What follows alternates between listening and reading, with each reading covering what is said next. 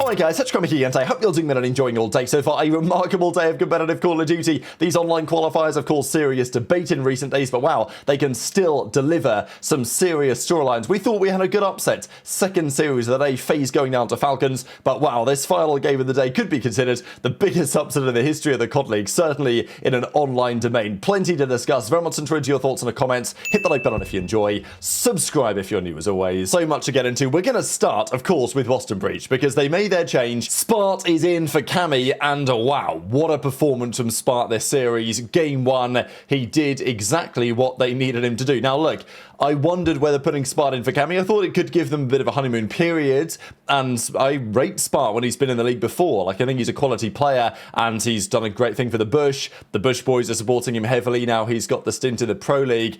Always with these brand new teams that have only had a few days to scrim, usually it's the hard point that they get right first. The search and destroy can take a little bit longer. So did have Ravens taking this one in 5, but for a time it didn't look like that was especially likely. Spart has a great game 1, so does Nasty. Purge has a good map as well with 30. Yeah, Snoopy didn't have a good map here and didn't have a good series. That's certainly a key talking point right now. Not too many kills on the map though, when all your teammates are near enough dropping 40. The reality is, great map from Spart, of course, but the big question that people had was like, okay, what does that mean for the SMG duo? Because yeah, replacing Cammy with Spart, it's like, okay, sure, that's an option, but was it going to be enough, right? People were talking a lot about a two-man change, and they still are at this point. So Sparty Supreme, Dashy says, you know, you're him after that performance, and to be fair, it didn't really change. They nearly brought a comeback on the game 2, they didn't. The game eventually goes all the way to a map 5. Ravens win the den, we go to a raid search and destroy. This was a pretty critical game. Now, I will say the game 4, there was a bit of drama here because Abe somehow managed to join the lobby. He said afterwards, oh, sorry lads, I thought it was a free-for-all. It's pretty funny because Surge weren't even playing today, so he wasn't even getting ready for that. Bit of a nightmare, of course. Surge in action later on this weekend. Obviously a difficult start to the map here for pretty much the entire team. But on the game 5, the big discussion came about a couple of plays that Snoopy made and Boston made, really, over towards Laundry. The round after this on the attack, they actually did a pretty similar thing when Snoopy ends up all the way near the back rock and dies and doesn't get traded. Now, that was a 3v4, so it was a slightly different story. But this was just one of those decisions, right? And this is the thing. Snoopy's obviously got talent. We've seen it over the last few years. You look at his numbers, I know that people are saying now, I think there's a little bit of revisionist history happening with regard to Snoopy. People are saying, oh, this guy was never good at all. I don't know what people saw in him and all this. It's like, no, we saw a lot of promise in this guy for understandable reasons. When Doug said that he was better than Shotzzy, probably a little bit far, right? But Snoopy, his first year was good. There was some upside. His second year, as in last year, Black Ops 6, his numbers over the season were very impressive, but in the post-Slasher era, and obviously they didn't really see eye to eye, Slasher wasn't a big fan of, you know, Snoopy's style, shall we say. Look, the talent is there. The question is, can he make the right decisions consistently? That's always been the key question with Snoopy. And look, as a player, when he came in, there was a lot of promise as a player. I think I was hoping he would develop, I'm not going to say he's like HyDra, of course, but when HyDra came in, his first year, he was good, but I wouldn't say spectacular. But what HyDra did very impressively, and there was a support team around him that helped him with this as well. ReeaL was there, he had Clayster alongside him, so, you know, there were players that helped him improve, but HyDra improved substantially from his first year to his second year, and then from his second year to his third year. And yeah, that he was playing with some great players during that period. But also that was HyDra's own personal development as well, and that's what you hope a player will do. When a player comes along with promise, they're pretty raw, they make some mistakes, but there's a lot of talent there. You would hope that in the next 2 to 3 years, they will really iron out some of the rough edges and become the player that they are capable of being.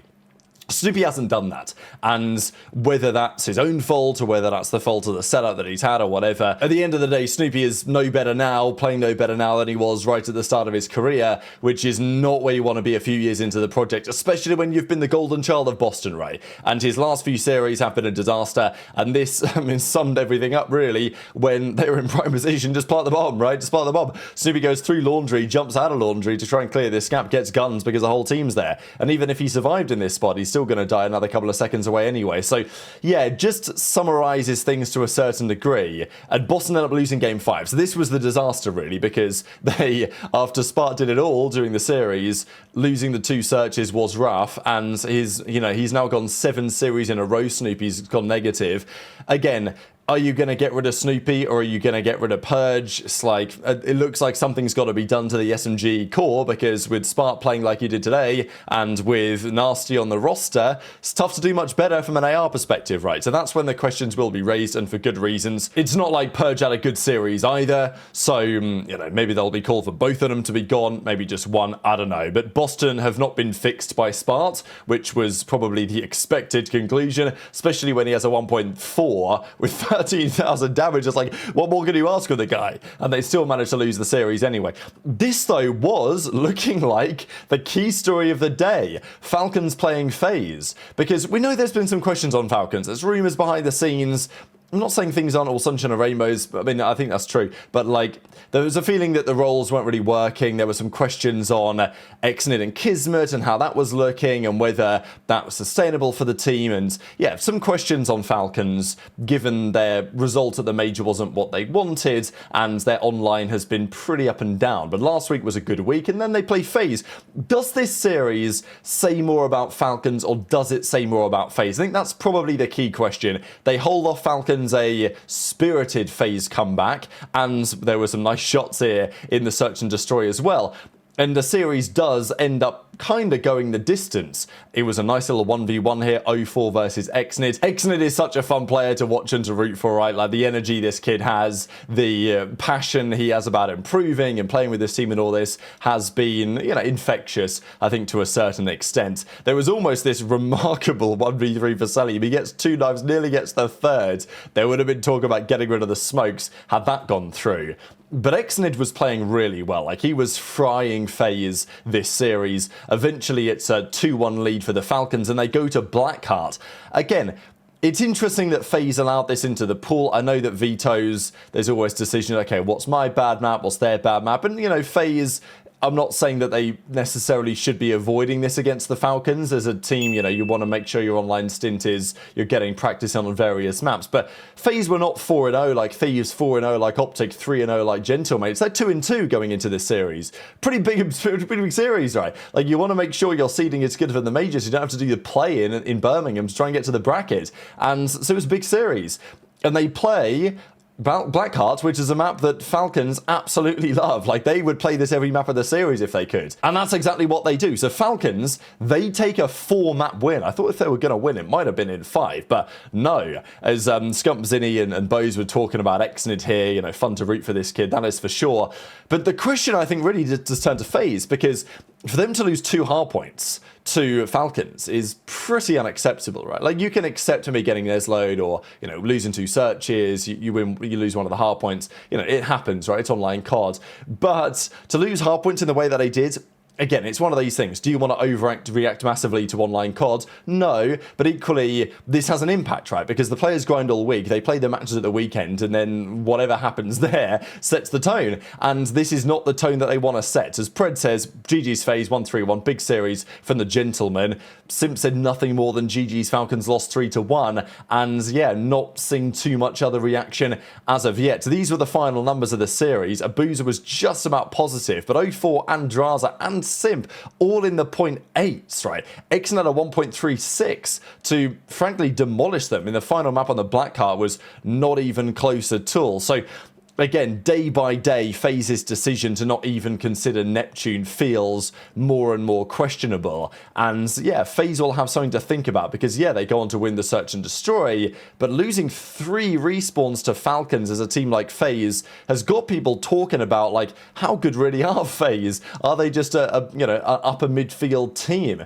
Can they be a serious threat at majors again? Obviously, they were a very serious threat in Dallas, so LAN is still different, but this FaZe team was probably not as good or as consistent as many were expecting before the season got underway. Or maybe you weren't expecting them to be all that much. There was also plenty of talk about that proposition. But look, we've got to spend the rest of the video talking about these boys. The gentlemen of Cloud9 New York, who don't even have jerseys, by the way. They have a banner in the background, but Cloud9, I guess they thought it was too much money. So I don't know what's going on over there at Cloud9, but it's great to see that Cloud9 are still getting cooked as an organization, but the players are showing that they are not messing around. And look, they coach Ariane. He's been tweeting these philosophical things about like trust the process, you know, to conduct the orchestra first. The conductor has to turn his back to the crowd, and all this has been tweeting out, which has been very entertaining. But also he was saying after their losses, look,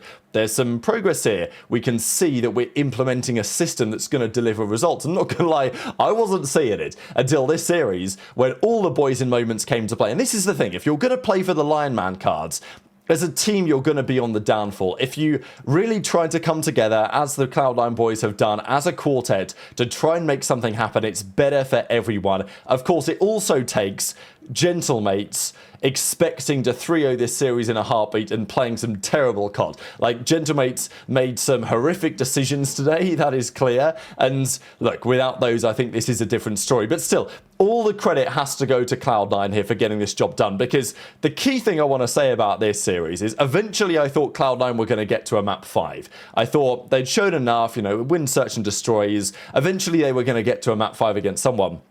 My concern was that when they got there, they'd bottle it, right? Because we've seen that even with Falcons last year, whenever they could kind of smell a potential win, they would bottle it. Because, you know, they're not expected to be coming close to the reigning champions at Major 1. So when push comes to shove, you would expect the experienced team to come through and Cloud9 to break. They did break in that overload on the Scar they played a little while ago. But game 1, pretty much all the maps they won in this series, they had to overcome some degree of adversity to make it happen. They win the game 1 on the black card. It was a close fought affair, but they iced up at the end. They genuinely iced up. We then had a great search and destroy watch here on the exposure. This shot, by the way, Okis hit about 0.2 of a second later, ripped Ghosty's head off.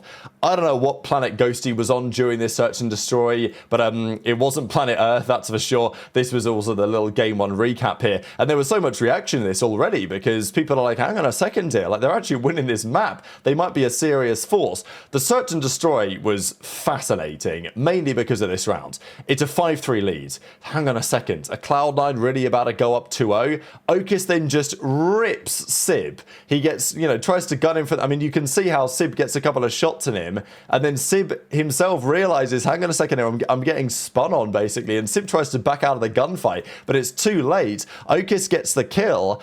Now he's still got to get a kill and defuse the bomb. Ghosty knows he's weak. I don't know where Ghosty's going, bro. Like, if Ghosty just backs down here, there's no way he loses this round. But for him to make this play, I guess he was banking on Okis not doing exactly what he does.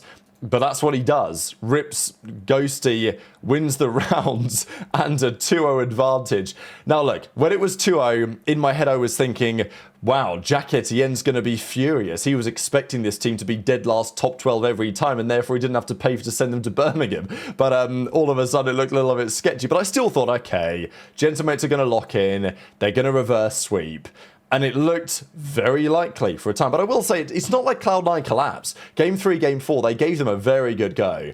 Exceed mentioned there was a weird glitch. It appears to be a glitch. If you team kill your ball carrier in overtime, it doesn't end the game, which is confusing because you would expect it to. But Exceed says that was a little strange. But gentlemates, they handle business. They win the overload on the den. They take the hardpoint as well. It was a close hardpoint again, however. And it really was Sib reversing his scoreline from the other day. The last time he played this map, he was basically 20 and 45. This time it was a different story. He was actually the exact opposite. Even this gunfight here, I was thinking, well, you know, are they breaking a bit? Because Okis is in the new hardpoint here. If you look at the mini-map, they're actually not in a bad position here, gentlemates. Neptune's over number 7 towards old. Sib's over here with a 1v1 against Okis. Okis wide swings this and dies for no reason. And like, not no reason, but, you know, it wasn't a good chow, let's say. And I was like, well, you know, maybe that's it, right? They're breaking down. It goes to 5. They do get the job done. But when it goes to 5, they were pretty icy. Especially against a team like Gentlemotes. Again, I think Gentlemotes thought, easy reverse sweep. We've seen this a million times before. Especially when they go down 4-1, Neptune then gets on the bomb, nice little ninja defuse. 2, Nejra nearly gets the kill, but not quite. And Cloud9, 4-1, now it's 4-3. Sib then hits this shot to start out the run, and it's like, oh, well, here we go. Paris are going to do it. Nice try, Cloud9, but it wasn't enough and all this. But all of a sudden, tides change, because it was a 2v3. Hyde shot. He got a bit ahead of himself. He shot when he probably shouldn't have done. But Cloud9 somehow still make it work. And Ghosty and Envoy, totally separated in the 2 versus 2. And Nejra and Hyde get all the kills. They get the job done. Hyde was the absolute takeover man of this final map. And I think it was Nejra putting the final nail in the coffin as Paris Gentlemates go down to a team that would be nowhere near in the top team in challenges. Undoubtedly one of the most insane upsets in the history of the Call of Duty League. Obviously it's online, so take it as you will. But the other day OpTic said, don't scrim these Cloud9 guys, they're terrible, we learn nothing. And now they're beating Gentlemates. Now, look, maybe in Respawn's OpTic are right. In Search and Destroy, however, this was always, if they were going to win a series, this is how it was going to be. They were going to win 2 searches and they were going to sneak a respawn. That's what they did. Encouraged, by the way, I did want to give him some credit for that Game 4 takeover. He didn't win the map, but he deserved credit for it anyway. 39 in 26 he went. Sib, though, called game on the other side until he no longer called game. So, honestly, all of those guys deserve huge credit on the Cloud9 side. What a story. What an upset. What does it mean for the league? These are very serious questions right now. So very much enjoyed your thoughts in the comments. Hit the like button if you enjoyed. Subscribe if you're new. Take care. And I'll see you next time.